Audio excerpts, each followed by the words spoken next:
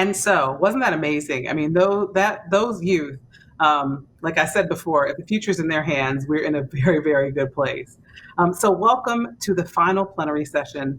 I am delighted to introduce my guests. We're talking about reimagining diversity, equity, and inclusion, something that's on the lips of lots of people, lots of leaders, lots of people, lots of corporations, lots of organizations.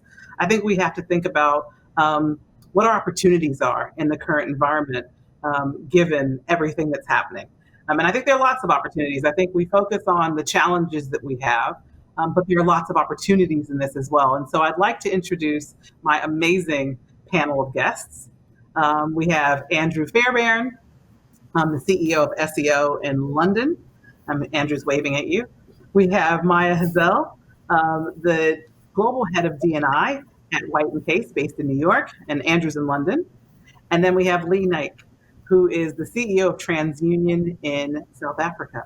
I am delighted to have you all. Thank you for joining me. It is a pleasure. I've been looking forward to this conversation quite a bit over the past couple of days. The previous conversations that we've had, the other three panels, have all kind of touched on this subject, so I'm excited to get deeply into it. So I'm going to ask each of you to just introduce yourself a little bit, tell me a little bit about your organization and what you do, and then we'll get into it. So I'm going to start with you, Andrew.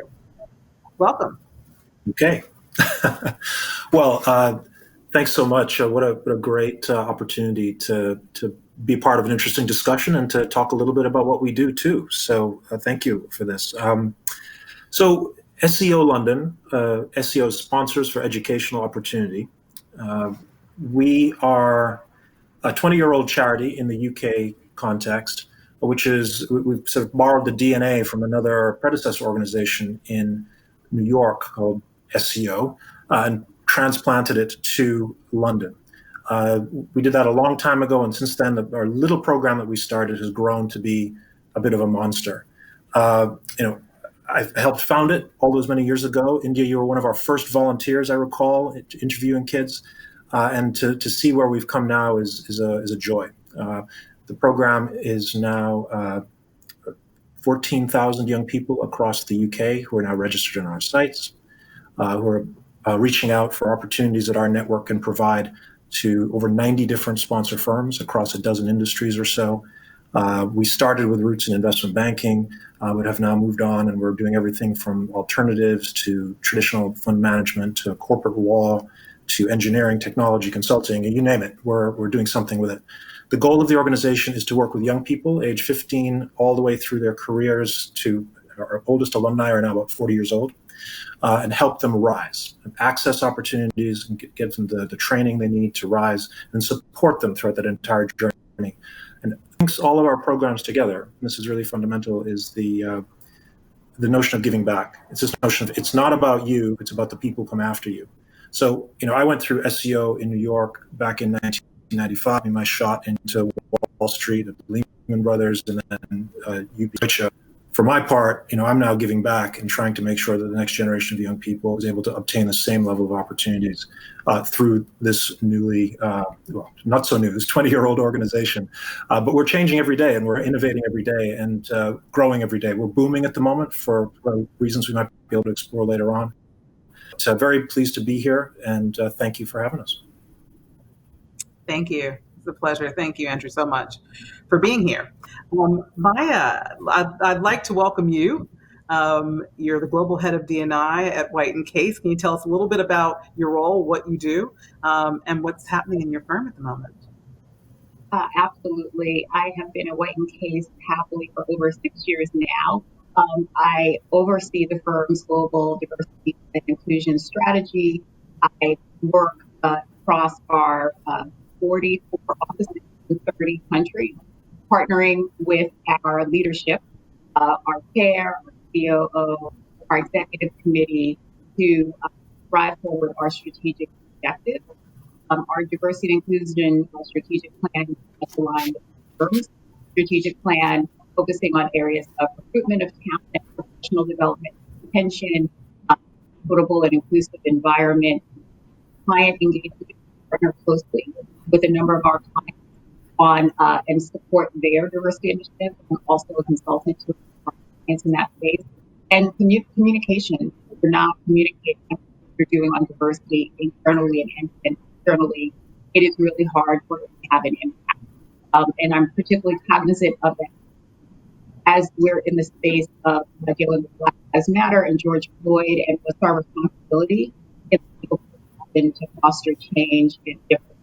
It's been my pleasure to work with external organizations like SEO for the last 13 years, focusing on that space. And as a lawyer myself, who was inspired to enter the profession as a 12-year-old, watching the civil rights movement, learning about it, seeing Thurgood Marshall for the Supreme Court, I keenly understood that the law undergirds our entire civil system, and lawyers can make a real difference.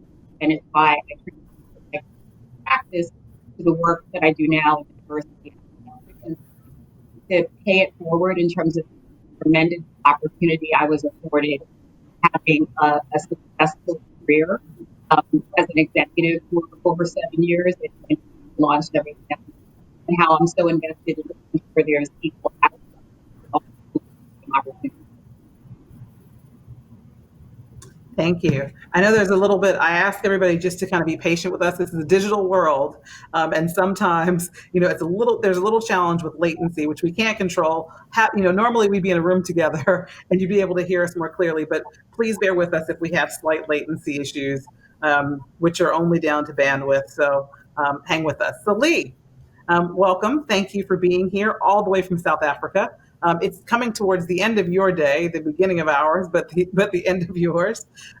Welcome. I'd love to hear a bit about Transunion, your career, and what you guys are up to. Yeah, well, thank you very much. It's wonderful to be part of such an esteemed panel, having such a great conversation at the tail end of my day and the start of a weekend. So wonderful to be here. So I look after Transunion Africa, which is 8 countries in the African continent. It's part of our global organization called Transunion. Headquartered in Chicago, listed in the New York Stock Exchange. We're historically a credit bureau and now an information insights organization. Ultimately, what we try to do in here is use the power of data and insights to solve problems that matter. Whether it's financial inclusion, whether it's helping people deal with the new normal of digital or cyber, it's these problems that really matter in the new normal that actually have us excited. My background is working in a large American firm in strategy consulting at Accenture. I've had a lot of time in many careers helping transform organizations. I've had the ability to come on board a few years ago to this wonderful organization, TransUnion, to help us drive the transformation into this new trajectory of which the current global pandemic is actually part of that journey. So it's wonderful to be here and share my experiences being in a completely different part of the world of what works here, and hopefully lessons and ideas for the audience that's watching us today, India. Awesome. Thank you so much, Lee. Again, I'm really pleased that you're all here. Very excited about this conversation. There's so much to talk about, so I'm going to hop right in. Andrew, I'm going to come back to you. And yes, I'm a huge fan of SEO. I had such a great time early on in your founding in the UK, engaging with students, engaging with you, engaging with your board. It's a fantastic organization. And to think that it's grown to 14,000 people is unbelievable. 14,000 people in the system are alumni. It's brilliant. I mean, the thing that stands out for me in that is the number of lives that have been changed because of access. And so when you talk about reimagining diversity, equity, and inclusion, access is a huge part of that. And so, I want to talk to you about something that I know you will have had to deal with, particularly earlier on in SEO, but even still now. And that is, kind of one of the ways to attract diverse talent is to change the criteria for selection, right? I mean, so, there have always been these kind of criteria around how you select candidates. But that doesn't mean lowering the bar. It means ensuring the criteria are appropriate. So when we talk about reimagining diversity, equity, and inclusion, what are some of the things that corporations should consider using SEO kind of as the example and backdrop in terms of what that criteria might look like or how people might need to think about things differently? Sure. I mean, I think it all boils down to a sense of going beyond what you've been doing to date to find a new sort of frontier of talent, really. 20 years ago, when we started in London, it was very clear that, the five big investment banks that we were working with recruited essentially exclusively from Oxford, Cambridge, and maybe a handful of 3, 4, 5 other universities. And if you were hiring from anywhere else, that was sort of extraneous to the purpose. That world is now radically changed, and especially as we see the growth of the program and the evolution of the society over time as well. There's been a lot of positive notes that we can see. We've seen a notion that you go beyond university, you go beyond gender, you go beyond ethnicity, you go beyond socioeconomic status, you can go beyond on any front. We can do better. And so we started at SCO around the notion of ethnic diversity in the investment banking workplace. We always wanted to have gender balance. So that was always a piece of what we did. But we've made that more and more explicit over time.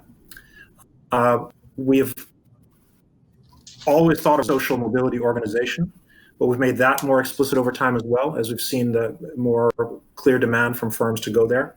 What we don't do a lot of is sort of LGBT work or mental, physical disability, but we're 150% supportive of that. I mean, the goal is to go beyond. I'm sort of humble enough to just note that we can move the needle for a lot of the firms we work with, but firms have to be ready to move, and they have to be willing to shift those criteria themselves. When I recall one firm, a hedge fund, their idea of diversity was moving from hiring exclusively from the Cambridge University Math Department to incorporate people from Oxford, right? So they're at a particular point in a journey. And so if we can get them to be a little broader, we're moving the needle. Likewise, we'll chat with a firm that says we're really interested in doing more with ethnicity because we've been doing so well in gender so far. Can you help us? That's really where I think we need to see folks broaden out. One of the core things that sits behind all of this is a sense of mitigating factors in a young person's application and how those are captured and tracked. So, for instance, we're very clear to look at students' application forms for measures that they may have been dealing with some form of hardship as they're coming up. For example, if you're on free school meals and you're the first kid in your family to go to university, you are at a deep disadvantage to others. And if we can then look at your track record and see, my gosh, you've managed to, be the head of this and run this club and be innovative on this front and make this or that other thing happen, we exist in many respects to find in the rough who would be overlooked by the traditional recruitment systems, which are for the most part rejection systems at this point, because the volume of applications relative to people who get through them is such that it's more about rejection than recruitment in many ways. So we're there to find those young people and help them up and through. Google gets 3.3 million applications a year, yet they still work with us because they're looking for, those diamonds in the rough. And we've put over 100 young people into Google over the last few years on the back of, our sifting and sorting and finding talent in hidden places. Sometimes it's really just a matter of effort. So I say going beyond, it's not just a matter of categories of diversity, but going beyond your existing lens and approach. One really powerful statistic that I can share, when we look at the 14,000 young people who've registered with us and ask, how did you hear about SCO London? So in the last couple of years, it's bounced between 52 to 56% have heard about us through word of mouth, as distinct from Google searches, as distinct from on-campus recruiting, as distinct from all the things that most firms do in a normal recruitment context. I think that tells me, I deduce from it, I hope I'm right, that if you're that kid sitting in that housing project, council estate, often a sort of call it a cold spot of opportunity, and you get an opportunity from White & Case or TransUnion to lands on your desk to say, hey, let's go work there. The odds that you think, that's for me, are pretty low. You were doing a cost-benefit analysis in your head as to whether or not this is something that is worth my time applying for, given that I may well just get rejected. Now, good job for the career services people, good job for the recruiters for getting that invitation into your hands. But there's a core notion of belief, self-belief, of a sense of you have the skills and training to claim those opportunities. And ultimately, just even the knowledge that the opportunity exists. Like, these things all have to be aligned. And the fastest way to do that is through a friend or a family member or someone in your community, a church or a temple or whatever the structure is of your community relations. I think that is another example of firms, an area where firms fail to go, and they could do better instead of going beyond to achieve. So we're a tool for firms to do that, I suppose. So that's one thing we can do and support. But yeah, I think it does mean that you don't have words. I'll give a great example, and then I'll let us move on. We had a superstar. She got the highest GCSE scores in Nigeria. And for those who are not in the UK system, that's sort of like your achievement tests in high school, sort of sophomore, junior year. She got the highest score for her year in Nigeria. But when she came to the UK to study, she just went to, University of Hertfordshire, school, but absolutely not on the radar of any of the major firms in the city for just about anything. She's now managed to find a training contract at a major firm in the city. But it was SEO that found her. SEO that sort of said, listen, you're at Hertfordshire, but you've got talent. We need to get you into the world. And so we were able to provide through our training, give her the tools, the access, the skills, the social capital, the knowledge, so she could actually break in. So I'm very excited about that scenario. Perfect. That's exactly it. And I think there's a lot to be said about ensuring that that we're looking in the right places. That's such a big part of this story, such a big part of the equation, which brings me to Lee. Lee, I had it's so funny because Lee and I were talking a couple of weeks ago about these very subjects. And I kept on thinking to myself, I hope I can remember to ask him these same questions because there was so much wisdom and richness that came out of this. But Lee, I'm going to come to you.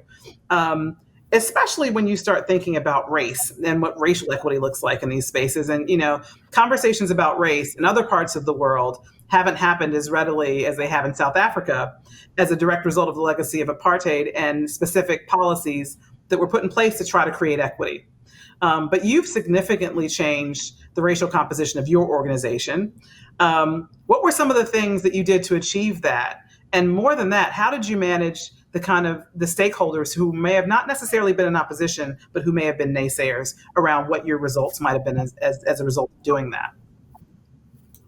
That's a great question. I do believe that South Africa does have a good story of how we got here, and it's a journey of progress. A couple of things worth noting is that I think as a country, we actually started to talk about things that were difficult. And as Andrew mentioned, these are very difficult conversations. So if you remember, back in 1996, we had something called the Truth and Reconciliation Commission. We all spoke about Desmond Tutu. We spoke about these big conversations. The one thing about South Africa is we actually talk to each other across racial lines that you wouldn't see anywhere else in the world. So we didn't confront about my race and where I'm from and talk about it in a very casual manner. It is part of the healing process that started, I would say, back in 1994 up to 1996. Now, fast forward to the organization, and I had the privilege of taking over the African part of Transunion back in 2017. The key part for me was to help people understand the business case for change. Now, you rightly said that we have a Black economic empowerment policy that specifically tries to address the difference between equality and equity, or in this case, inequity. But to find a way to give people the different levels of support to allow us to get to an equitable society, a better life for all.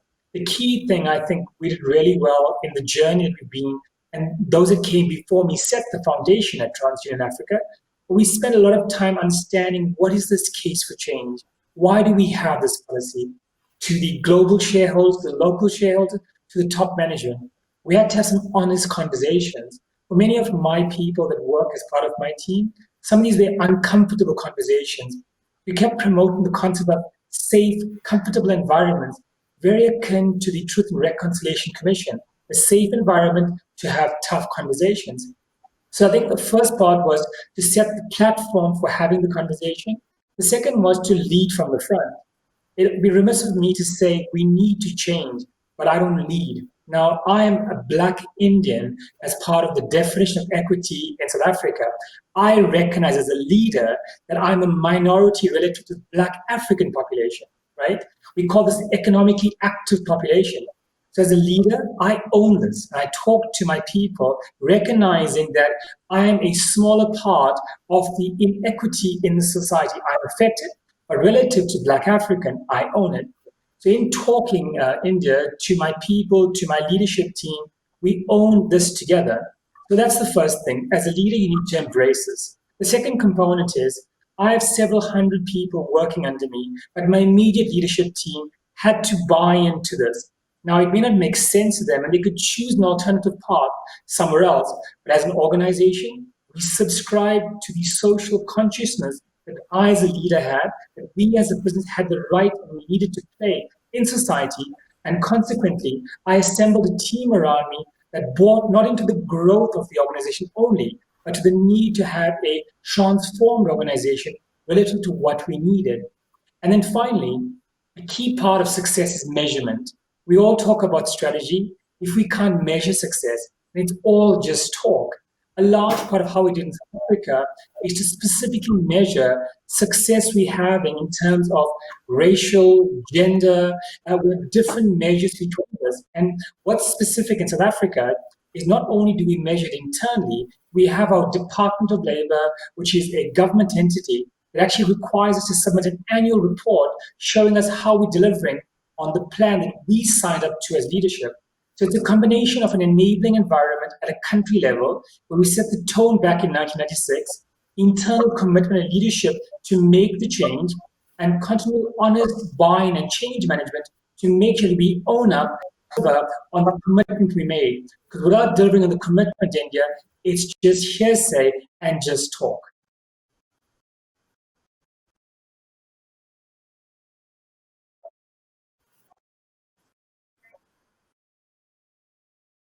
Have to take off my, this is okay, so this is the third time I muted my mic and then started speaking.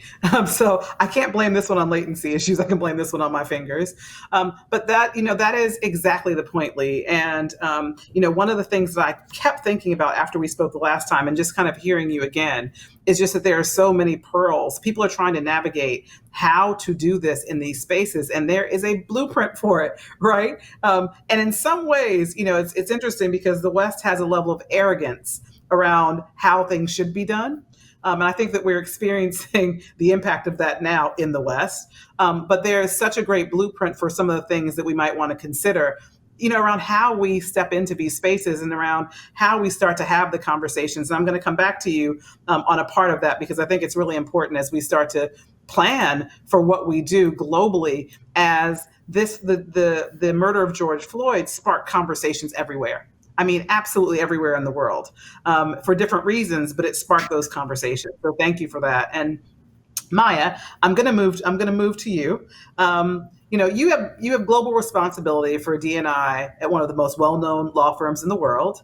And you've been in that seat for a while, and you've seen quite a lot happen. But what shifts have you seen with regard to engagement and conversations about race at work, and how might solving for the complexities of race help to kind of pull up the other pillars of diversity? Right now, the burning platform is race. I mean, it's the thing that's in our faces, but it doesn't mean that the other pillars of diversity aren't important, because they are. They're equally as important. So how might first, the question is, what are the difference in conversations that you're seeing? And then second to that, how might those pull up the other pillars of diversity? Sure. So on the first point, the different conversations, we had embarked on a journey almost 2 years ago to say we are letting the diversity conversation be dominated by gender. And that was in part due to a business need. We were addressing where we had underrepresentation. And that was our burning platform. But almost 2 years ago, we said we really need to pivot. We need to strategically expand the diversity and inclusion conversation to one of belonging. And in order to talk about belonging, you cannot avoid talking about difficult topics. And one of those most difficult topics in an organization, in society, the third rail, is race. So Arlene Hahn, who's the partner who chairs our Global Diversity Initiative, and I, when she came on board in the role, I talked to her about this strategy, and she was fully on board and supportive, as was our chair and our chief operating officer, so covering both the lawyer and staff side of the house. And having that hard conversation about race, we knew would be a challenge, and it would be a journey. Fast forward to George Floyd, and suddenly, George Floyd, Breonna Taylor, Ahmaud Arbery, Chris Cooper, Amy Cooper, that incident in the park. Suddenly, everybody was having a conversation about race overnight, right? So I have to believe from a place of optimism and faith that these deaths have not been in vain, because the conversations we've been willing to have immediately that we were so fearful of and hesitating and figuring out the best way forward, it has been transformative. We had Robin DiAngelo come and speak about her book, White Fragility, last week. And I was floored by the level of candor and level of acknowledgement and knowledge that was being spread about whiteness and white supremacy and what whiteness entails, and getting white people to understand that they are a race and that they have a worldview that is very much shaped by that race, which is so completely different from the way it has gone culturally, at least in the United States. And I think the example in comparison to South Africa, where you've had the Truth and Reconciliation Act and you've had this conversation, the United States is quite the opposite. And I wrote an American Lawyer article about this, in that we reject having those honest conversations because it flies in the face of the mythology and the narrative around us being exceptional and the story of the founding fathers. So, when you have a presidential executive order saying you can't talk about this, and an attempt to discredit the 1619 Project, looking at the root of our racial problem, right? So we know there's such a difference in willingness. But I absolutely am optimistic and know that these conversations are going to happen, and we can't stop it and we can't change it. And what's different now in the wake of the racial reckoning we're dealing with, I think, is two things: the level of empathy from those who are white, the level of allyship, the willingness to think differently. We just had a program with the launch of our EMEA Black Affinity Network and the start of Black History Month in the UK as of yesterday for October. We had a fantastic event this week where our white partners and senior business services executives read the stories of our Black employees, talking about their experiences of racism, microaggressions, macroaggressions, every type of aggression, and seeing how transformative that was, the compelling nature of storytelling, right? Having the actual stories be voiced by someone who was of a different race, right? That level of deep empathy was incredibly moving, and it got people to finally understand. And in my mind, it's why I have always done this work and never given up on this work, because I have never met a straight, white, cisgender male who, if I went to them and said, listen, this is the lived experience of this person in our organization, in our school, their lived experience as a minority. This is what it's like for them. The response has always been, wow, didn't recognize, didn't understand. What can I do? Now, mind you, I'm not saying there aren't those out there who wouldn't have that response, because at the end of the day, the ask around race and a seat at the table is about ceding power. It's about, you need to lean out so that other people can actually lean in. And that's a hard conversation for some to hear. So I don't want to be Pollyanna about it, but I'm relentlessly optimistic because of the change that I'm seeing. So that's, part one about, what's different now about the conversation about race, and it's going to continue. And on that part one, a huge driver of this, we also can't forget the generational diversity piece. So many of young whites and other people of color who are not Black, who are saying, oh no, this is ridiculous and this can't stand, right? We know Gen Y, we know Gen Z, millennials, we know that their uncompromising view is, I won't accept the status quo and I want to see change and I'm going to push it. The second part of your question, India, how does it pull up the other pillars? The way I've always thought about this is that oftentimes with respect to race, also with respect to gender, when we're dealing with people who are racial and ethnic minorities, Blacks in the organization, they are canaries in the coal mine, right? If you see how they are faring in an organization and they're not faring well, they're a bellwether for the fact that your culture generally is probably not healthy and good for many different groups of people who aren't in the majority, who aren't typically in the insider group.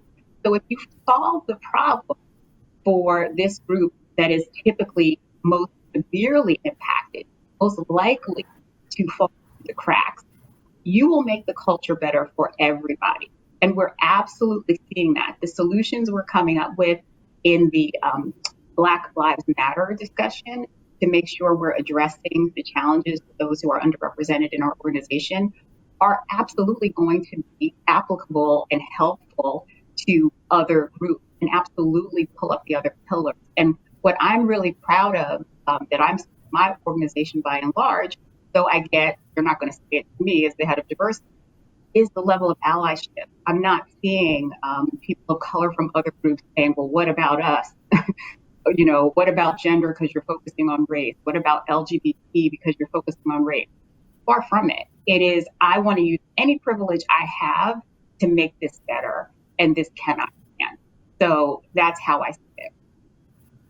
That's awesome. I mean, there are so many things to pull out there. And, as we kind of move on to the second segment, there are a couple of things I want to just mention in terms of some of the things that I've experienced as I'm having these conversations with corporations and institutions. And a part of that is, by the by, in my experience anyway, most white people are empathetic, but don't have the language of a toolkit. We haven't been able to have these conversations for 400 years societally. So to have the expectation that you could suddenly step in and just have the conversations without any toolkit is pretty ludicrous, And so, most people, if it's not a part of your stream of consciousness in the first instance, it's just something that you don't know and that you haven't experienced. And that lived experience thing and being able to hear and understand people's experiences are the things that make the shifts. Because if you can't connect emotionally to this, then it's much harder to get folks to move on it. The second thing I want to kind of mention before I go into the second piece was the conversation about government versus business, right? And that governmentally, as you pointed out, Maja, and for those of you who are watching in other parts of the world, there was an announcement that came out about maybe a month ago here in the U.S. by the federal government, the U.S. government, which said that they would not fund in federal agencies any work around diversity, equity, and inclusion, right? Because they think that it is anti-white, to kind of paraphrase it. But what that means is that, we've still seen the march forward societally. People are still having the conversations. It gives what I think that creates is a huge opportunity for business to help lead from the front, right? Because where it can't be done governmentally, it can be done in business and private enterprise and in institutions who are not necessarily funded by the federal government. And actually, there are a lot of those. So what I'd like to kind of talk to you about and ask each of you is, when we're talking about this reimagining in spaces, mostly outside of government, and we're going to make this time in history something that we can look back on and be on the right side of, frankly. What are some of the things that we can do in business spaces at the macro level? Or what are some of the things that need to happen at the macro level in business that can be an example for the rest of for society, for government, for whatever it might be? Andrew, I'm going to start with you on that one. I know that's a big question, but I'm going to start with you. Sure, I'm game. I see the primary opportunity for the future in all of this discussion we have is around focusing on the culture and a alignment around a culture of belonging. I think diversity and inclusion and absolutely belonging. So, what does that mean mechanically, logistically? How does that work? A metaphor I use regularly in my work is to, in chatting with firms, help them think about, where we're constantly being approached about, can we set up a program? Can we set up a program? Can we set up a program? That's great. But what is a program? I mean, you might get someone from HR and D&I to get together with, sort of a soft mandate from the executive to say, let's go build something, get a few people on board, and you have a program. It's very easy. But if that was a chair, that's two legs of a stool, or two legs of that chair. It will fall down eventually. Where I see really the opportunity there is to think hard about how we, through culture and the accretion of difference and diversity in the firm, not only do we have HR involved, not only do we have D&I involved, not only do we have an executive involved, but we have a pillar of staff, of the people who make the business tick, who are bought into this premise. I think Lee actually was describing a bit of where I'm going with this. Moving to that model where the entire enterprise is thinking not in terms of culture and not just programs. The trick is, right, if the head of HR will leave one day, executives get replaced. But the thing that sort of will allow a firm to have a culture of inclusion and belonging and diversity that endures is when it's sort of accreted, and it's something that takes time in the organization, sort of a core group of individuals who care, so that when there is a change in staff, there's still someone left behind, enough people left behind who care about these issues that they won't let the chair fall over. So I think that metaphor of the chair is something that's very important to me, thinking about programs versus culture. Another thing, again, it comes back to the question of culture inside firms. The bigger the firm, the more siloed a firm gets. And I think anyone who's worked in a big corporation will understand very quickly what that implies. We've had some really atrocious conversations with people who are trying to work on diversity and inclusion matters, but they are buried so far down the corporate hierarchy that they are in a subset of a subset of a subset of HR, D&I, grad rec, something, where I've had the call, I'll paraphrase, hey, I need 9 black people, I got 6 weeks to do it, I'll pay you $2,000 a head, right? I mean, that's ridiculous, but that's a conversation that I've had. That's a person who has no imagination, no creativity, they're motivated in a very simple way, deep in a silo, buried. Not someone you're going to have a useful conversation with. On the other hand, we've had some amazing conversations with people at the top of the chain. So right now we're running a reciprocal mentoring program where we're pairing alumni from the SEO London network with sort of 2 to 10 years of experience, there's thousands of them, with senior leaders at, in one case we've done it with a FTSE 500 company, another case we're doing with a leading private equity firm. And the ability to sort of now think across silos that you get when you talk to the senior leadership of a firm is magical, because all of those sort of, I've got to get my recruitment quota in place, number of people of a certain type or in place, it sort of vaporizes when you're actually talking with the people at the top of the firm, because they drive the culture of the firm. However, whether you like that or not, it comes from the execs. So I think that siloed mentality is something that needs to be broken down in the name of culture, in the name of joined up thinking, in the name of alignment. And another key thing we see again and again and again, and I'd love to hear Maja's view on this. I don't know if you know the anecdote with Stalin when challenged in World War II that the Pope didn't like him. His question was, well, how many tanks does the Pope have? Now, if you're the head of D&I, my question is, how many tanks do you have? And Maja, you were talking about you have a lot of allies that you can help you get your stuff done. Being able to infuse that role, that head of D&I role, with enough power, whether that's by tanks or allies, however you want to find it.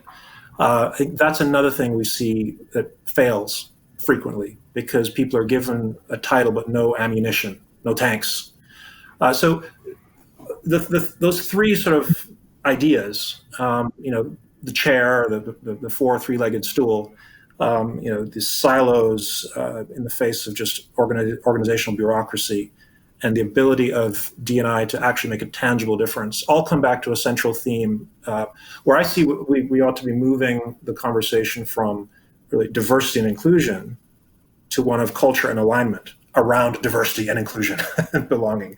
I think one of the most powerful things I can see firms doing is, it's I think very much what was said earlier, thinking about survey the sense of belonging that you have in your firm.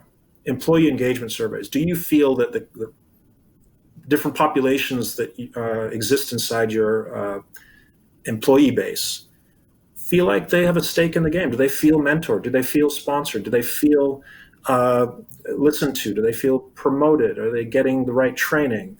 Are they part of the value creation process? Are they part of the value delivery process? None of those things are happening. You've probably got some sort of siloed tick box, D&I with no power kind of organization, because that's a classic symptom of it. So I'll stop, but I'll just say culture. Let's get to cultural change in organizations. Thank you. So we have about just under 20 minutes left, and I have a bit. There are lots of questions that have come in for this group. So I'm going to ask you, Maja and Lee, to answer that question just in terms of what reimagining looks like and how things might shift. Keeping in mind that I'd really like to ask you guys the questions that people have sent in, because there are some really good ones. So Maja, I'll go to you. What needs to happen? Sure, I can go quickly. I think at its core, solving these issues, you have to look to two spaces. It's the institution, and how do we realign the culture, as Andrew just said, and it's the individual. What support does the individual need? In terms of the institution, Andrew talked earlier about recruiting, intake, and competencies. First priority, we have to be doing competency-based behavioral interviewing. We have specific competencies in case it's expertise, tenacity, collaboration, client service, communication, entrepreneurship / global mindset. So are we asking all candidates the same questions that test against those competencies and score? We're not interviewing for fit. We're not interviewing for what I want to have a beer with the person. On work allocation, data to the point earlier, right? Data tells the story, right? So, what are we tracking? Work allocation, fair work opportunity. We say we're a meritocracy, but why is it that those promoted, the ranks are uniformly always so homogenous in so many organizations, right? Who is actually getting opportunity? Who is working around systems to the extent we have a system and it's not completely free market? If you want better results, you have to look at how you're approaching things. And I will never underestimate the point, the need to influence and nudge, the constant nudges that come from your systemic practices and an individual. To remind people, I have to talk to our partners all the time. The legal field, I can't speak to other professions as well. The legal field is relentless about culling talent and deciding very early on who is a star and who is not. And I have to remind our partners, stars are made, not born. Who are you investing in? And FYI, you're far more likely to want to recruit and invest in someone who reminds you of you.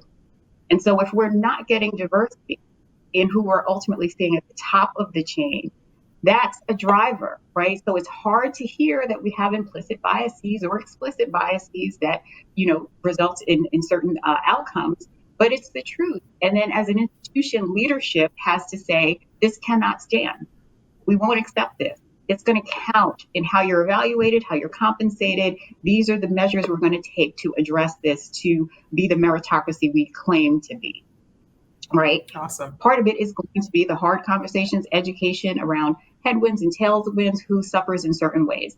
And then quickly, the individual, the levels of imposter syndrome, stereotype threat when people act according to the stereotypes about them, like a self-fulfilling prophecy. I cannot say enough about the need for what India you do in the world as an executive coach. Because, was spoken to earlier, you have to reach to people and call forth their greatness. Because we can be as inclusive as an organization as we want to be. If individuals don't have that self-belief and aren't going to go for it, they're not going to come, they're not going to stay. That is the honest to goodness truth. There are two things I'll pick up on that, and then Liam, coming to you. One of them is that you have to do your work before you can do the organization's work. So you kind of have to know your place in this. And the other thing I think that's a really important point that people often miss is that we focus on people, which is important, but we really need to focus on the container, the system. People will behave as the container creates, which is why when people come and go from organizations, the container still stays the same and you still have the same outcomes. It's about the system, right? But before you get to that, you have to do your personal work so that you know the part that you play in that culture and in that system. So Lee, coming to you, reimagining, what needs to happen? What you've been living it and you've been doing it. So what needs to happen for folks? What do they need to think about and what do they need to do to start to reimagine the opportunity? Three things. One, I think we use these words on, the structure, the process, the systems. D&I should be thought of as a legacy that we leave behind when we move out of our current role as leaders. What would you leave behind that becomes part of the ways of working? And we spoke about culture. Make it part of the intrinsic DNA of the organization. When you think of ways of working or institutional, when you start to think of things that are sustainable versus ad hoc, right? That's first point. Second point is that assumption is a really bad idea when it comes to D&I. You don't need to know the answer. If you can't talk the language of Maja or have the toolkit to talk to Maja or Andrew, don't assume you need to respond to them. Listen, seek to understand before we can be understood, right? And as diverse individuals, we want to be heard. We don't need you to have the answer. I've learned this over and over again, even as a diverse individual myself. The third and final thing is that I may have sponsorship top down. I measure it so I can manage it. A key lesson I've learned is if I know I don't need to have the answer, you start to leverage the grassroots movement of the organization. If you don't have the answer, and you tell your people, why don't you co-create it with me? In my business, I have many working committees on transformation, on equity, on collaboration, even contemplating ways of working during work from home. It isn't told to the people because we live in an ivory tower.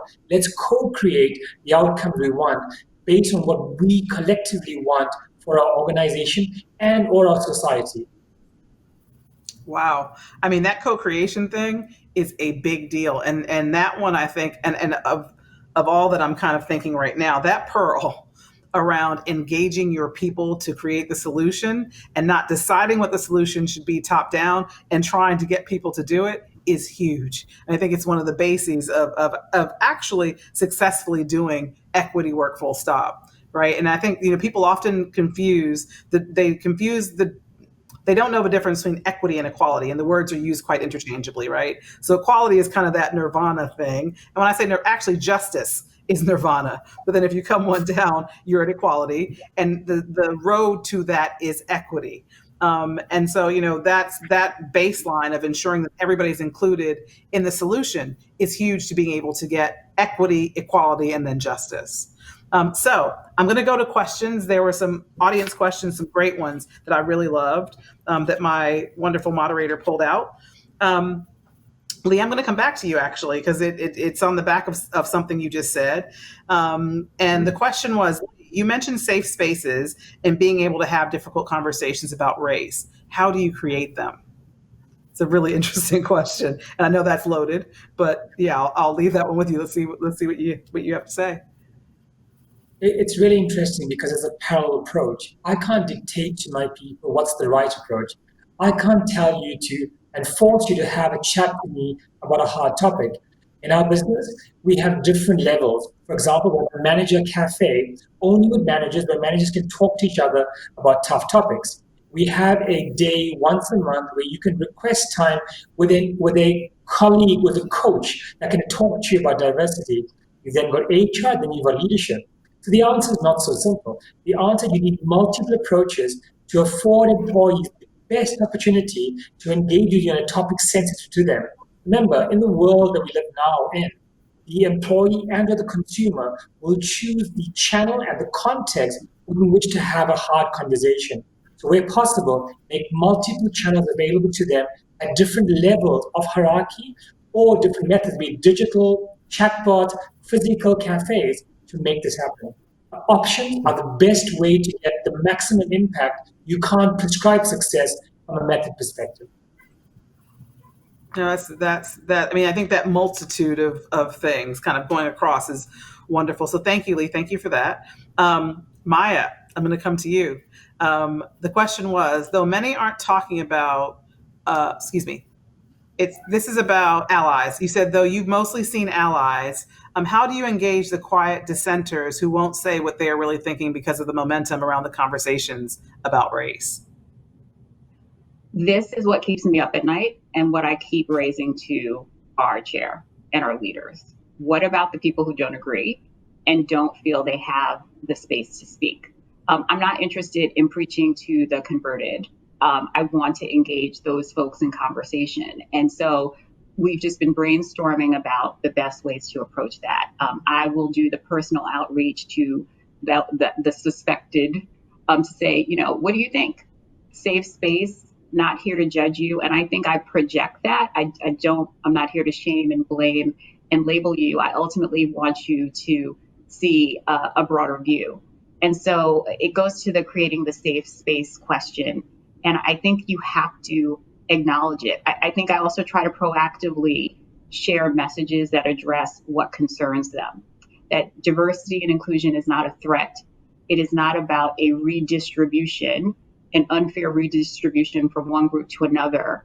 It's not a zero-sum game. This is a business advantage, a personal advantage. It's going to make you better to become more culturally competent and a more inclusive leader. You're going to have far better results. We're going to increase the size of the pie that everyone shares in. Look at the world. Look at what our clients are saying. Look at what the world is demanding. So don't be left behind. I'm trying to paint as attractive a picture as possible of the benefits of buying in to inclusion. But Awesome. You have to address those people. You can't just let them go and say, everybody get on board or get left behind. It's just not going to work because we're seeing the terrible impact of the backlash. And I don't want to get away from the other questions, but it reminds me of an incredible quote I heard from Gloria Steinem, that we're in an extremely dangerous history point in history that she analogizes to if someone is in an abusive relationship. The most dangerous time is right before they leave and right after they leave. The world is changing, right? Diversity is just happening, period, whether you embrace it or not. But the backlash to it that is so dangerous. And so you have to diffuse it. I think it's an important priority in the DEI conversation. Yeah, I mean, I think that is key. It is happening, right? There's nothing we can do to change any of that. It's going to happen. It's happening. And I think that's a part of the tension we're feeling globally, right? We're feeling that tension everywhere because I think in most countries in the world, there are those stratifications, right? It's not homogenous anywhere, and for different reasons, right? And so that brings me on to, thank you for that, Maya. That brings me on to the question for you, Andrew. There are a lot of people who've gone through your program. How do you maintain the integrity of messaging consistently within that group, given the numbers that you now have? So given that you now have 14,000 people and you're very clear about your mission, how do you maintain the integrity of messaging amongst that population, given that you now have 14,000 ambassadors out in the world, in the UK? I talk and I talk and I talk. I mean, when I came over about 4 years ago to take up the executive seat, and I found an organization that, frankly, was not as robust as it might be around issues of culture and mission. It sort of drifted a little bit from it. And I was surprised, I'll be honest, that I had to state again and again what our mission and values were. To me, it's self-evident, the value proposition, but it's very clear that it wasn't for a lot of other people. And so people can become cynical along the way, whether that's the alumni of our organization, the students, or whether the organizations we work with. And so I've found myself repeating myself over and over again, and I found that that's perhaps the most powerful thing I've done in the last 4 years, is to talk about culture, to talk about the social mission of the organization, to get people lined up around the values of giving back. What we find is that when you give people an opportunity to give back, they do. They want to. I think there's so many of the people who we work with, who have seen an opportunity for themselves, not reflected in the world around them, and just buy into this mission of giving back. But we have to sort of constantly refresh it because it does erode. And so that's probably the simplest way I can say it is I just keep talking about mission and values. And it has been wonderful to see not just the total number of, the 14,000 registrants on the system, but the 8,000 alumni, plus the 40,000 people following us on LinkedIn, who are all sort of, interested in hearing from us and interested in giving back. I mean, SEO London is booming right now. And the reason for that, in my mind, is that it's the alumni who are calling in, or they're, great example. We had a young woman, she'd gone through the program a number of years ago. She was living in Singapore. She was on the Diversity and Inclusion Committee for a Swiss-based private bank asset manager. And their leader of that program in Geneva called us in London to say, can we have a talk? Like, that happens all the time. I have 2 or 3 calls a day on that basis of alumni reaching out. And why? It's because I think they see, that they see the times need action. But moreover, we are creating a vehicle for people's action. Since the beginning of lockdown, we've run essentially a virtual event, a bit like this, almost every single day. We attracted thousands of people, alumni, undergraduates, and others to the mix. And so that's the forum. So I keep talking and talking about values and culture and this and that and the other. But I try and do it as widespread as possible. And the results are real. Perfect. So we have like 2 minutes left. I'm going to ask each of you, and this is really like 30 seconds. I'm going to ask each of you just to give me your charge for people. What do you want people to do when they leave here after having heard what you said? Just your kind of 1 minute, this is what you need to do. This is what I'd like to see. Lee, I'll start with you. People need to realize that there's value in diversity. If you don't understand this value in diversity, putting the effort as a leader to understand the value. And when you start to think about diversity, you need to understand that when you understand the value yourself, it'll give you the energy to deal with the challenges that come with leading an organization to the transformation of DE&I. So start with the value in diversity, get to grips with yourself, find the energy. The energy will take you through a journey that's unknown, it's uncertain, but you need the energy. So start with yourself, put the effort in yourself. Thank you, Lee. Maja, your charge. Engage someone who you don't think agrees. Do not buy into cynicism and cancel culture. I am my ancestors' wildest dreams. The least I can do is have hard conversations with those who don't agree. Awesome. Andrew, your charge. I will be very tactical. I'll say, just because of the world that we inhabit as an entity, I'll encourage all employers out there to move beyond just recruitment at the early careers as a solve to the wound, and focus very much on what some of the other panelists have said around promotion, retention, leadership, development. Give people an opportunity to grow, and you will be amazed at what they deliver. It's astounding. You give someone a little bit extra run room, a little bit of trust, and they're going to reward that, and they're going to stick around, and they're going to change your business. That is that's it. I mean, you guys, I think you've summed it up. I just have to say thank you so much for sharing all that you shared today. I think, it's wonderful to hear from both a D&I practitioner, but also to leaders who are driving organizations. I think Andrew and Lee, you may get lots of applications to your organizations as a result of these conversations, because you're truly inspirational in the work that you do. And I just thank you for sharing. I know that it is now 12:30. We have come to the end. I appreciate your being here. I'm going to go to a close. This has been tremendous. It's been a tremendous, tremendous 2 days. We're going to Zoom to me in just a second. I'm going to say goodbye to my wonderful panelists, and I'm going to close out the day. So the Town Hall Summit 2 is now over. Can't believe it. It's been an amazing 2 days. Austin, can we Zoom to me, please? Thank you. Thank you. It's been an amazing 2 days. And I'm really grateful to everybody who's participated over those 2 days. We started off yesterday with an amazing fireside chat with myself and Steve Pammon, the COO of Parkwood Entertainment, Beyonce's massive multimedia company. And then we went into the CEO Spotlight, Best in Class, with Jeremy Awori from Absa Bank in Kenya, and Ruth Harrison from ThoughtWorks in the UK, and Carrie Putnam from the Sundance Institute in Los Angeles. Amazing conversation. We had the Youth Are Watching Part 1. We got to see amazing youth activists from around the world talking about their expectations for what they want us to leave for them. And then we talked about the myth of hard to find diverse talent as a close for day one. And I think that, Valerie Rainford and Mula Makobo Amagashi really busted the myth of hard to find diverse talent. And then today, here we are. If you were with me for all of the day, you will have seen a treat.